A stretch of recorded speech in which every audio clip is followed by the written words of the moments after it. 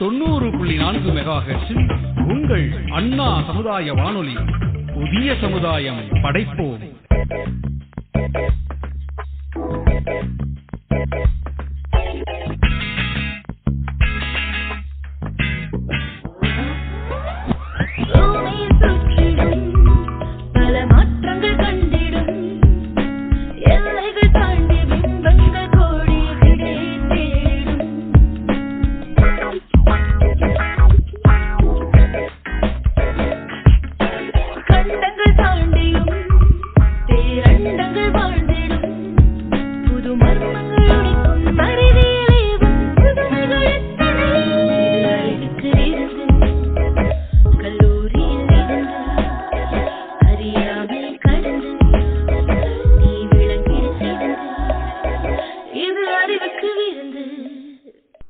வணக்கம் நேயர்களே, நீங்கள் கேட்டுக்கொண்டிருப்பது அண்ணா சமுதாய வானொலி.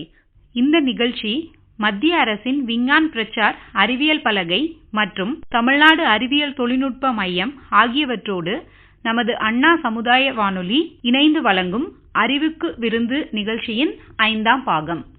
இன்று நம் அனைவருக்கும் மிகவும் சிறப்பான நாள். ஏனென்று உங்களுக்கு தெரியுமா? இக்கேள்வியை மக்கள் சிலரிடம் கேட்போம். இந்தியால மே 11 ஒரு சிறப்பான நாள். அது என்னன்னு தெரியுமா?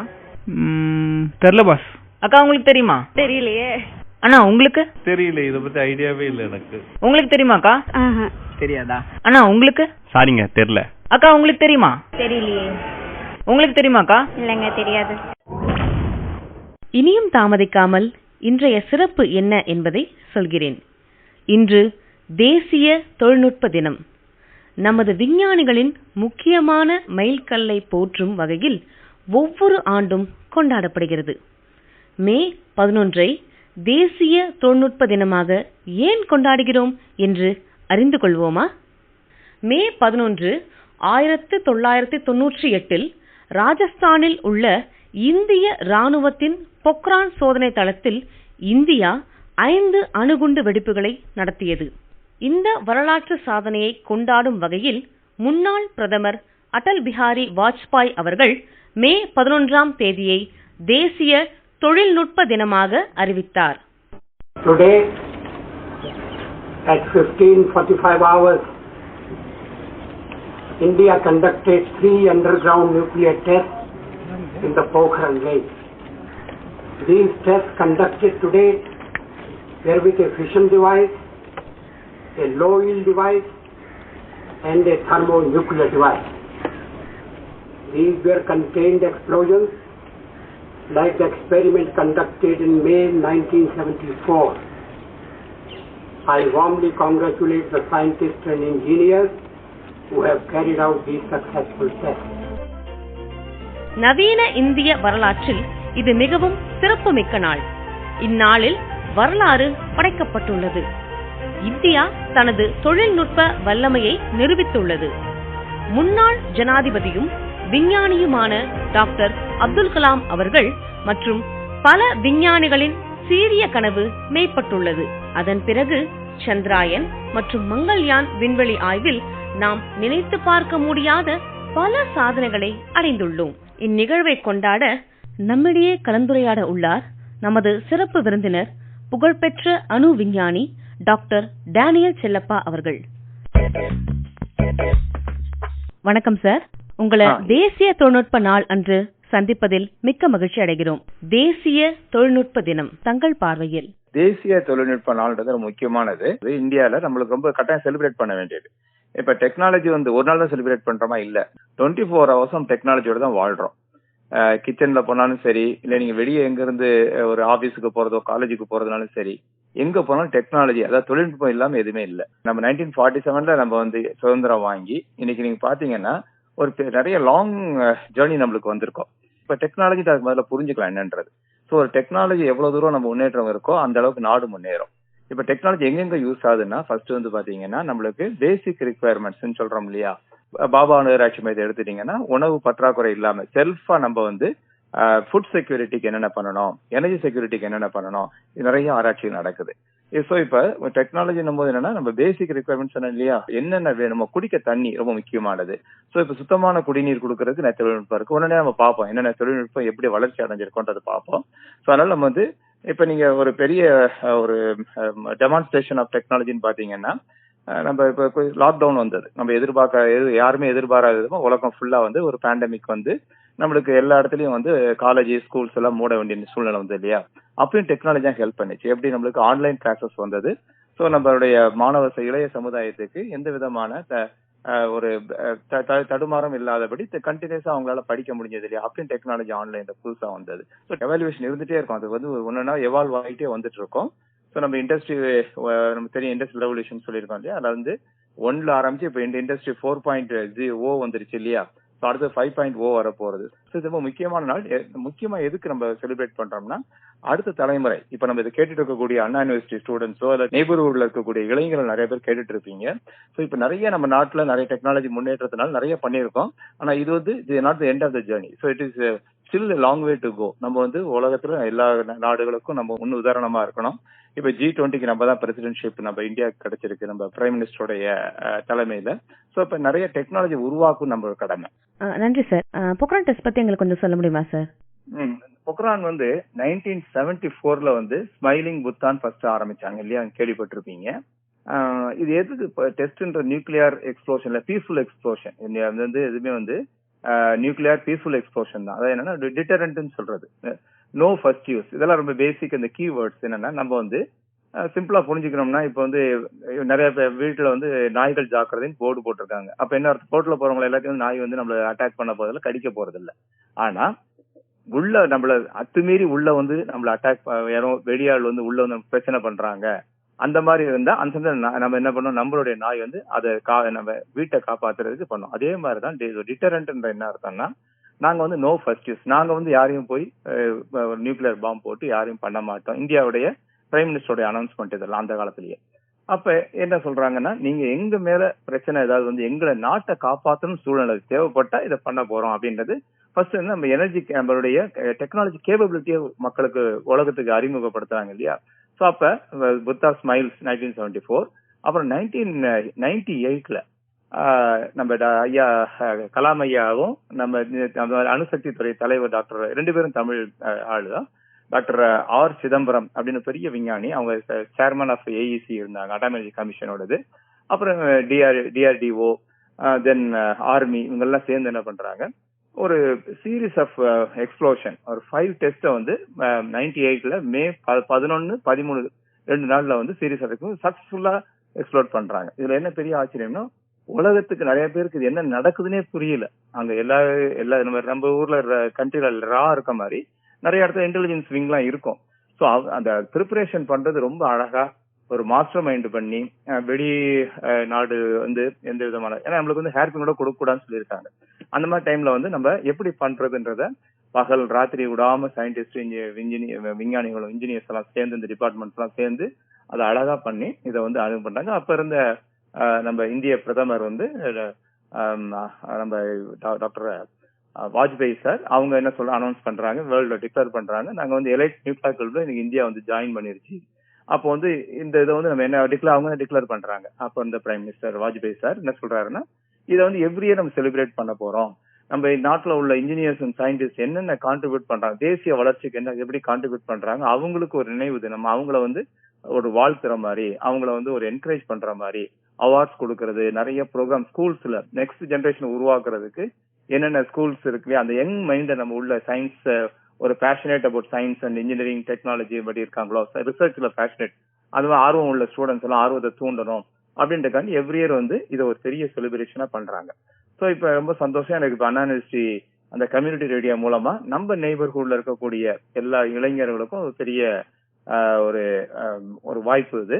இப்ப ஒவ்வொரு வருஷம் தீம் இருக்கும். இப்ப நீங்க அட்டல் டிங்கரிங் லேப்னு கேள்விப்பட்டிருப்பீங்க. அதாவது நம்ம இப்ப இருக்கக்கூடிய பாரத பிரைம் மினிஸ்டர் வந்து ஸ்ரீ நரேந்திர மோடி சார் என்ன பண்ணிருக்காங்கன்னா, ஸ்கூல்ஸ்லயே வந்து யங் ஏஜ்லயே அவங்களை ஐடென்டிஃபை பண்ணணும், அவங்களுடைய நாலேஜ், அவங்களுடைய தர்ஸ்ட் ஃபார் ரிசர்ச் புதுசா கண்டுபிடிக்கணும்ன்ற போது அவங்களை அதை ட்ரிகர் பண்ணி ஒரு டிங்கரிங் பண்ணி அவங்கள ஷேப் பண்றதுக்கு அட்டல் டிங்கரிங் லேப்ன்றது இந்தியா ஃபுல்லா தமிழ்நாட்டுல எல்லா இடத்துக்கும் நிறைய ஸ்கூல்ஸ்ல வந்து ஸ்கூல் லெவல்லயே அங்க லேப் எஸ்டாப்ளிஷ் பண்ணிருக்காங்க. இந்த லேப்ல பாத்தீங்கன்னா அவங்க ஆர்வத்தை தூண்டுறதுக்கு மட்டும் இல்ல, அந்த ஆர்வத்துக்கு அந்த நிறைய ட்ரெயின் பண்ணி டீச்சர்ஸ் தான் இருக்காங்க. அவங்க மூலமா என்ன ஆகும்னா புதுசா ஏதாவது கண்டுபிடிக்கணும். அதாவது நம்ம முன்னாடி சொன்னேன் இல்லையா, நாலேஜ் மட்டும் இருந்தா போறாது, அந்த நாலேஜை யூஸ் பண்ணி ஒரு பிராக்டிகலா ப்ராடக்ட் கொண்டு வரணும். அப்ப ஸ்கூல் லெவல்ல என்னென்ன பண்ண முடியுமோ அதுக்கு வேண்டிய சின்ன சின்ன எக்யூப்மெண்ட், ஐ திங்க் ஒரு ஸ்கூலுக்கு 20 லட்சம் நம்ம கொடுக்குறாங்க கவர்மெண்ட் ஆஃப் இந்தியால இருந்து. சோ அதை கொடுத்து ஸ்டேட் கவர்மெண்ட்டும் சப்போர்ட் பண்றாங்க. எடுத்து என்ன பண்றாங்கன்னா நல்லா ஸ்கூல்ஸ்ல ஐடென்டிஃபை பண்றாங்க. இப்ப இதை வந்து தீமா எடுத்துக்கிட்டோம்னு வச்சுக்கோங்க இந்த வருஷம். அப்ப நிறைய அட்டல் டிங்கரிங் ஆல்ரெடி வந்து இது இன்ட்ரோடியூஸ் பண்ணி நிறைய வருஷம் ஆகி போச்சு. இப்ப அதுல ட்ரெயின் பண்ண ஸ்டூடெண்ட்ஸ் எல்லாம் இப்ப இன்ஜினியரிங் முடிச்சிருப்பாங்க. அந்த சமயத்துல அவங்க ஏதாவது ஒரு அட்டல் டிங்கரிங் லேப்ல வந்து என்னென்ன நாலேஜ் கெயின் பண்ணாங்களோ அந்த மொமெண்டத்தை யூஸ் பண்ணி காலேஜ்ல எல்லாம் நிறைய புதுசா வந்திருப்பாங்க. இப்ப ஆராய்ச்சியாளர் ஆயிட்டாங்க அப்படின்னா நாட்டுக்கு என்ன பண்ண போறாங்க, அதான் இந்த வருஷம் தீம். சோ அப்ப இது ஒரு அழகா ஒரு கோர்வையா கொண்டு வராங்க. அப்ப வந்து அட்டல் லேப் இன்னைக்கு வந்து அது வந்து ஒரு நேஷனல் டெக்னாலஜி டே வந்திருக்கு. என்னென்ன அவங்க பண்ணிருக்காங்க அதெல்லாம் நினைவு கூறலாம். நெக்ஸ்ட் இயர் என்னென்ன பண்ண போறாங்க அந்த ஸ்டூடெண்ட்ஸ், ஒரு கண்டினியூட்டியும் அப்படியே இருக்கும். எஸ்பெஷலி G20 உடைய தலைமை இந்தியா ஏற்று இருக்கும் போது நம்ம என்ன உலகம் ஃபுல்லா என்ன கொண்டு போறோம், குளோபல் இப்ப வந்து கொண்டு குளோபல் தீம் ஆயிடுச்சு. நீங்க என்ன கண்டுபிடிச்சாலும் சரி குளோபல் லெவல்ல நம்ம இந்திய அரசாங்கம் நம்ம பாரத பிரதமர் அங்க கொண்டு போக முடியும். நன்றி சார். ஒரு விஞ்ஞானியாக தொழில்நுட்ப வளர்ச்சியில் தங்களின் பார்வை என்ன சார்? விஞ்ஞானின்னு சொல்லும் போது பாத்தீங்கன்னா விஞ்ஞானிகளுடைய ஒரு அடிப்படை தொழில் என்னன்னு பாத்தீங்கன்னா அவங்க வந்து புது தொழில்நுட்பத்தை உருவாக்கணும். தொழில்நுட்பம்ன்றது என்னன்னு முதல்ல பார்த்துப்போம். இப்ப அறிவியல் எல்லாரும் கேள்விப்பட்டிருப்போம், அறிவியல்ஸ் சொல்றோம் இல்லையா. சயின்ஸ் நம்ம ஸ்டூடெண்ட்ஸ் உடைய நாலேஜ் அண்ட் விஸ்டம், நிறைய புது புது விதிகளை படிப்போம், லாஸ் தியரம்ஸ் எல்லாம் படிக்கிறோம் இல்லையா. வெதர் சயின்ஸ் சப்ஜெக்ட்னாலும் சரி இன்ஜினியரிங் சப்ஜெக்ட்னாலும் சரி அந்த ஃபண்டமெண்டல் நல்லா ஸ்ட்ராங்கா கொண்டு வந்துடுறாங்க இல்லையா. சோ அப்ப அந்த ஃபண்டமெண்டல் ஸ்ட்ராங் ஆயிருச்சு அப்படின்னா வெறும் நாலேஜ் மட்டும் இருந்தா போராது. நாலேஜ் மூலமா அதை வந்து நம்ம டிரான்ஸ்லேட் ஒரு ஆக்ஷன்ல கொண்டு வரணும். சோ ஆக்ஷன்ல கொண்டு வரும்போது we need a vehicle, instrument தேவைப்படுது. அப்ப என்னன்னா எந்த வழியில இப்ப காலேஜுக்கு போகும்போது ஸ்கூட்டர்ல போலாம், கார்ல போலாம், நடந்து போலாம், சைக்கிள்ல போலாம், நிறைய வழிகள் இருக்கு. அதே மாதிரி என்னன்னா இப்ப நம்ம நாலேஜ ஏதாவது மக்களுக்கு பயன்பாட்டுக்கு எடுத்துட்டு போகணும், ஒரு சமுதாய வளர்ச்சிக்கு எடுத்துட்டு போகணும், ஒரு சுகாதாரமான ஒரு என்விரான்மெண்ட்டுக்கு கொண்டு போகணும். அப்ப அது கொண்டு போறதா இன்ஜினியரிங். சோ இப்ப இன்ஜினியரிங் காலேஜ் ஸ்டூடெண்ட்ஸ் படிக்கும்போது என்ன பண்றாங்க, அவங்க நாலேஜ பிராக்டிகலா அப்ளை பண்றாங்க. அப்ளை பண்ணி ஏதாவது ஒரு புதுசா அந்த எண்ட் ப்ராடக்ட்னு சொல்றோம் இல்லையா, வாட் இஸ் டெலிவரபிள்ன்றதுதான் டெக்னாலஜி. தொழில்நுட்பம்ன்றது space technology, nuclear technology, mobile technology. Technology வர்றதெல்லாம் என்னன்னா ஆரம்பம் வந்து சயின்ஸ்ன்னும் போது ஒன்னும் பியூர் சயின்ஸ் மட்டும் கிடையாது, மெடிக்கல் சயின்ஸும் இருக்குது, இன்ஜினியரிங் சயின்ஸும் இருக்குது. அந்த நாலேஜ் நிறைய ஸ்ட்ராங் ஃபவுண்டேஷன் போட்டு அந்த ஃபவுண்டேஷனை அப்ளை பண்றாங்க. சிம்பிள் எக்ஸாம்பிள் எடுத்துட்டோம்னா இப்ப ஒரு சயின்ஸ் ஒரு பெரிய பிரேக் த்ரூ அந்த காலத்துல மின்சாரம் எலக்ட்ரிசிட்டி கண்டுபிடிக்கிறாங்க. ஆனா கண்டுபிடிக்கும் போது அது எங்க யூஸ் ஆகும் அந்த அளவுக்கு தெரிஞ்சிருக்க வாய்ப்பு இல்லை. ஆனா அது இப்ப நாளடைவுல பாத்தீங்கன்னா இன்னைக்கு மின்சாரம் இல்லாத இடமே கிடையாது.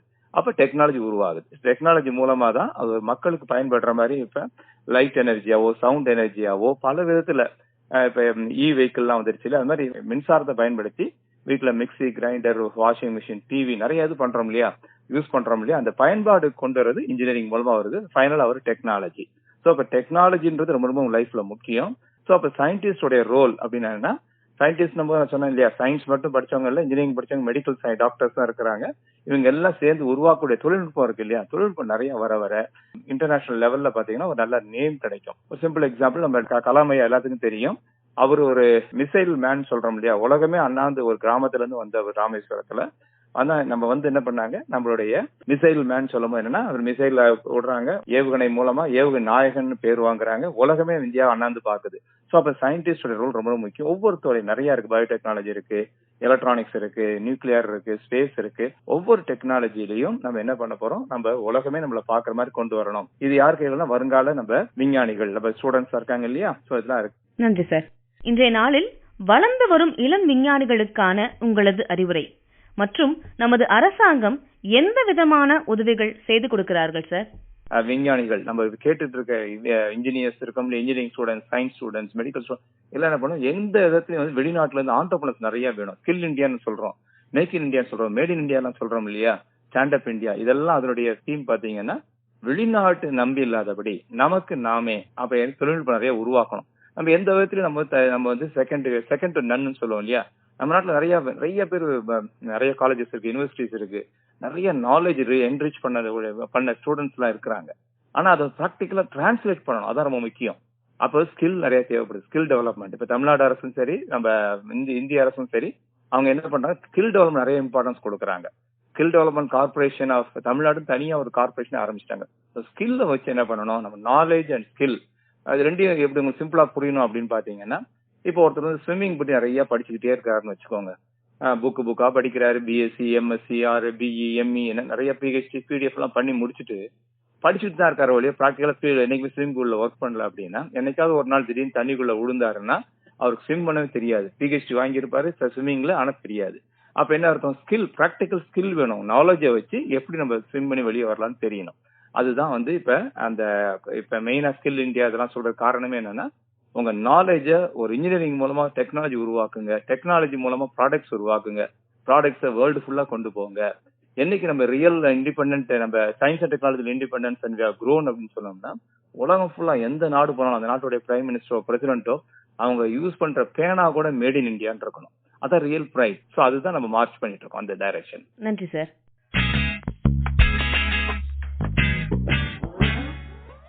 இன்றைய அறிவியல் அறிஞர்கள் பகுதியில நம் நாட்டுடைய முன்னாள் ஜனாதிபதி ஆகிய ஏபிஜே அப்துல் கலாம் ஐயாவை பத்தி தெரிஞ்சுக்க இருக்கிறோம். அவரு 2002 முதல் 2007 வரை இந்தியாவோட 11வது ஜனாதிபதியாக பணியாற்றினாரு. தமிழ்நாட்டில் உள்ள ராமேஸ்வரம் பகுதியில அக்டோபர் 15ஆம் தேதி 1931 அப்துல் கலாம் ஐயா பிறந்தார். இவரோட தந்தை ஜெயினுல் ஆப்தீன், இவருடைய தாய் பேர் ஆஷியம்மா. இவருக்கு 5 உடன்பிறப்புகள் இருக்காங்க. அதுல இவர் தான் இளையவர். இவர் குடும்பம் மிக வறுமையில் இருந்ததுனால இவருடைய குழந்தை பருவம் மிகவும் கடினமாக இருந்தது. ஆனாலும் இவர் அவருடைய படிப்பில் சிறந்து விளங்கினார். இவர் ராமேஸ்வரத்துல அவருடைய தொடக்கப்பள்ளி படிப்பை தொடங்கினார். அப்புறம் ராமநாதபுரத்தில் உள்ள ஸ்வாட்ஸ் உயர்நிலை பள்ளியில அவரோட 12ஆம் வகுப்பை முடித்தார். அப்புறம் திருச்சியில் உள்ள சென்ட் ஜோசப் கல்லூரியில் இயற்பியல் பட்டம் பெற்றார். அப்புறம் சென்னையில் உள்ள மெட்ராஸ் இன்ஸ்டிடியூட் ஆஃப் டெக்னாலஜில விண்வெளி பொறியியல் படிப்பை தொடர்ந்தார். அறிவியல் மற்றும் தொழில்நுட்பத்தில் கலாம் அவர்களுக்கு ஆர்வம் அதிகமாக இருந்ததுனால 1958 DRDO ஆராய்ச்சி மற்றும் மேம்பாட்டு அமைப்பில் சேர்ந்தார். 1992 அப்துல் கலாம் அவர்கள் இந்திய பிரதமரின் முதன்மை அறிவியல் ஆலோசகரானார். 1998 நடத்தப்பட்ட இந்தியாவோட பொக்ரான் 2 அணு ஆயுத சோதனைகளில் அவர் முக்கிய பங்கு வகித்தார். இந்தியாவின் ஏவுகணை மற்றும் அணுசக்தி திட்டங்களில் அப்துல் கலாமின் பங்களிப்பு மிகவும் முக்கியமானது.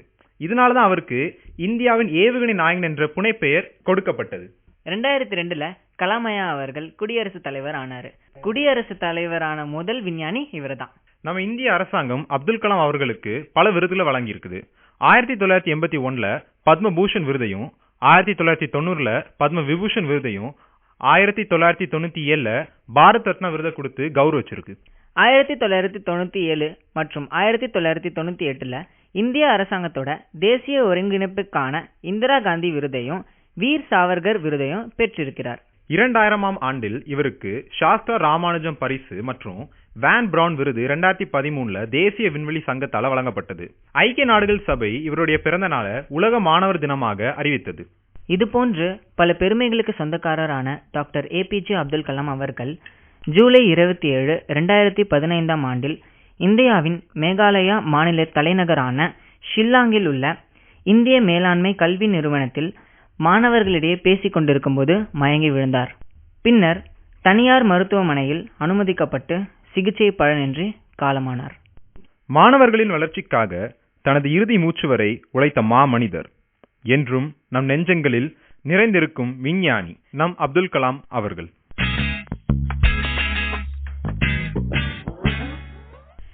உலகம் இணையம் மூலம் இணைக்கப்பட்டுள்ளது.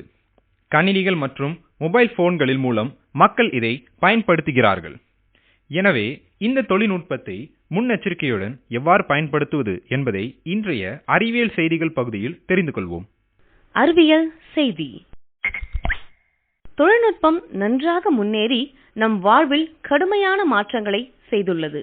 ஆனால் மறுபுறம் குறிப்பாக சைபர் உலகில் விழிப்புடன் இருப்பது முக்கியம். சைபர் கிரைம் என்பது இணையம் மற்றும் பிற டிஜிட்டல் தகவல் தொடர்பு தொழில்நுட்பங்களை பயன்படுத்தி மேற்கொள்ளப்படும் குற்ற செயல்களை குறிக்கிறது. சைபர் கிரைம் என்பது தனிநபர்கள், வணிகங்கள் மற்றும் ஒட்டுமொத்த சமூகத்தையும் பாதிக்கும் ஒரு குறிப்பிடத்தக்க மற்றும் வளர்ந்து வரும் பிரச்சனையாகும். சைபர் கிரைமை எதிர்த்து போராடுவதற்கு தடுப்பு நடவடிக்கைகள் மற்றும் மின்னணு தகவல் தொடர்பு தொழில்நுட்பங்கள் தொடர்புடைய அபாயங்கள் பற்றிய விழிப்புணர்வு அவசியம். இந்த குற்றங்களில் நிதி மோசடி, அடையாள திருட்டு, இணைய மிரட்டல், ஆன்லைன் துன்புறுத்தல் மற்றும் வைரஸ்கள், புழுக்கள் மற்றும் ரான்சம்வேர் போன்ற தீங்கிழைக்கும் மென்பொருட்களை பரப்புதல் ஆகியவை அடங்கும்.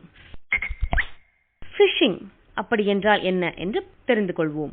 பொதுவாக மின் அஞ்சல் அல்லது குறுஞ்செய்தி மூலம் உங்கள் தனிப்பட்ட தகவலை வேண்டி உங்களை ஏமாற்றும் முயற்சியாகும். சைபர் குற்றவாளிகள் உங்கள் கணக்குகளை அணுக, உங்கள் பணத்தை திருட அல்லது பிற குற்றங்களை செய்ய இந்த தகவலை பயன்படுத்துகின்றனர்.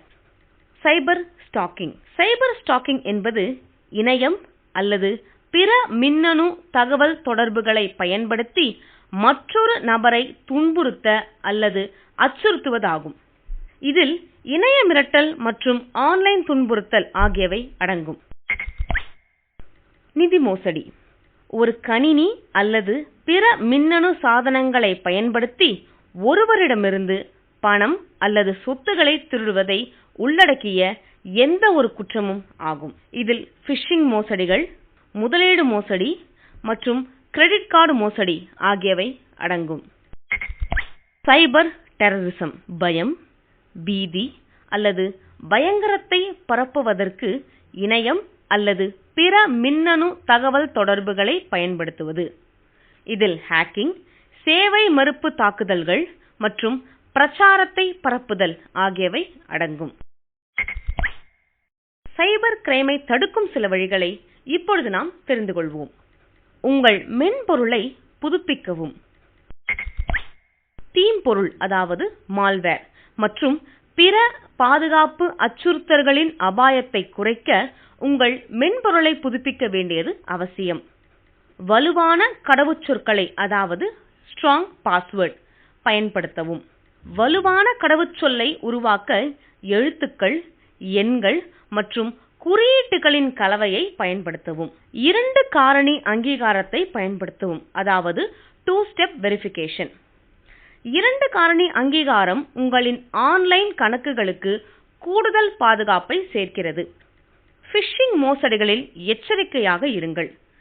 தெரியாத இணைப்புகளை தேர்வு செய்யாதீர்கள் மற்றும் தெரியாத மூலங்களில் இருந்து இணைப்புகளை பதிவிறக்காதீர்கள்.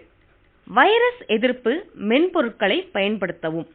வைரஸ் எதிர்ப்பு மென்பொருள் உங்கள் கணினியிலிருந்து தீம்பொருளை கண்டறிந்து அகற்றும். விர்ச்சுவல் பிரைவேட் நெட்வொர்க் அதாவது VPN உங்கள் இணைய இணைப்பை VPN என்கிரிப்ட் செய்கிறது. அதனால் உங்கள் தரவை ஹேக்கர்கள் குறுக்கிடுவதை மிகவும் கடினமாக்குகிறது. பொது வைஃபையில் எச்சரிக்கையாக இருங்கள். ஆன்லைன் பேங்கிங் அல்லது ஷாப்பிங் போன்ற முக்கியமான செயல்களுக்கு பொது வைஃபையை பயன்படுத்த வேண்டாம். சைபர் கிரைமின் விளைவுகள் கடுமையானதாகவும் நீண்ட காலமாகவும் இருக்கும். சைபர் கிரைமில் பாதிக்கப்பட்டவர்கள் நிதி இழப்பு, மன உளைச்சல் மற்றும் அவர்களின் நற்பெயருக்கு சேதம் விளைவிக்கும். வணிகங்கள் இணைய குற்றங்களால் பாதிக்கப்படலாம். இதில் வருவாய் இழப்பு, உற்பத்தி திறன் இழப்பு மற்றும் அவர்களின் நற்பெயருக்கும் சேதம் உண்டாகும். மின்னணு தகவல் தொடர்பு தொழில்நுட்பங்களில் நம்பிக்கையை குறைமதிப்பிற்கு உட்படுத்துதல் மற்றும் தேசிய பாதுகாப்பிற்கு அச்சுறுத்துதல் போன்ற பரந்த சமூக தாக்கங்களை சைபர் கிரைம் ஏற்படுத்தலாம். சைபர் தொடர்பான குற்றங்களுக்கு 1930 என்ற எண்ணை அழைக்கவும். மறுபடியும் கூறுகிறேன், சைபர் தொடர்பான குற்றங்களுக்கு 1930 என்ற எண்ணை அழைக்கவும். நிதி மோசடிகள் நடந்தால் 1 மணி நேரத்திற்குள் தகவல் தெரிவிக்கவும் என தமிழ்நாடு காவல்துறை மக்களை கேட்டுக்கொள்கிறது. நேயர்களே, இதுவரை நீங்கள் கேட்டது மத்திய அரசின் விஞ்ஞான் பிரச்சார் அறிவியல் பலகை மற்றும் தமிழ்நாடு அறிவியல் தொழில்நுட்ப மையம் ஆகியவற்றோடு நமது அண்ணா சமுதாய வானொலி இணைந்து வழங்கிய அறிவுக்கு விருந்து நிகழ்ச்சியின் 5ஆம் பாகம். நேயர்களே, இந்த நிகழ்ச்சி உங்களுக்கு பயனுள்ளதா இருந்திருக்கும்னு நம்புறோம். மீண்டும் வேறொரு நிகழ்ச்சியில் உங்களை சந்திக்கிறோம். நன்றி, வணக்கம். தொடர்ந்து கேளுங்கள் உங்கள் அண்ணா சமுதாய வானொலி 90.4 மெகாஹெர்ட்ஸ். இது அறிவுக்கு விருந்து, கல்லூரியிலிருந்து.